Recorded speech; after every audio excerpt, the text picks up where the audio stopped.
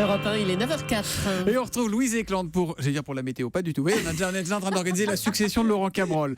Le dernier mot de la matinale, ma chère Louise, bonjour. Bonjour Thomas, bonjour tout le monde. Alors la France est aujourd'hui divisée en deux camps. Il y a d'un côté les Français qui adorent les huîtres et les Français qui ont du mal avec l'idée d'avaler vivant un mollusque hermaphrodite à la consistance visqueuse. Je pense que vous avez compris dans quelle catégorie je me place. Catégorie 2, vous. Ouais, normal, je suis anglaise et aucun Anglais n'ira jamais manger ces bizarres coquillages que nous n'acceptons d'ouvrir que pour satisfaire l'appétit de perles de ma reine Elisabeth II. Bref, l'huître, il y a ceux qui en mangent pas et ceux qui en mangent. Mais il existe un aliment qui peut réconcilier tout le monde. Ah tiens, donc quel aliment alors ? Alors j'ai découvert l'existence de l'huître végétale. Il s'agit tout simplement d'une plante qui a la même saveur iodée que l'huître.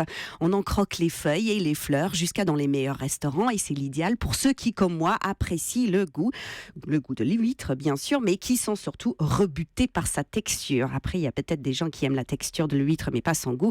Pour ces gens-là, on peut rien faire. Ce sont des gens bizarres.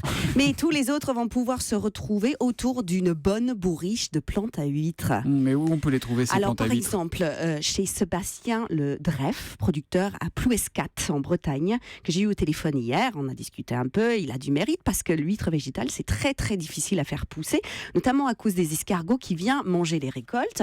D'ailleurs, les escargots, nous aussi, les Anglais, on n'en mange pas, c'est le même problème. Les trucs qui bavent, ça ne nous met pas l'eau à la bouche. Des huîtres plus des escargots, c'est vraiment le menu Brexit. C'est pour ça que je lance un appel. Est-ce qu'il existe une plante qui a le goût d'escargot ? Ce serait vraiment super pour chaque aliment polémique. La nature fournisse une plante de remplacement parce qu'en cette période de division, on a besoin de nourriture qui nous rassemble.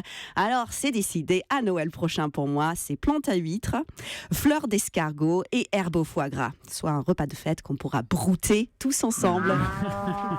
Le jour où les Britanniques et le reste du monde mangeront ensemble, il y aura la paix sur Terre. Ça, c'est sûr. Exactement Merci beaucoup, ma chère Louise Éclante, et à demain matin.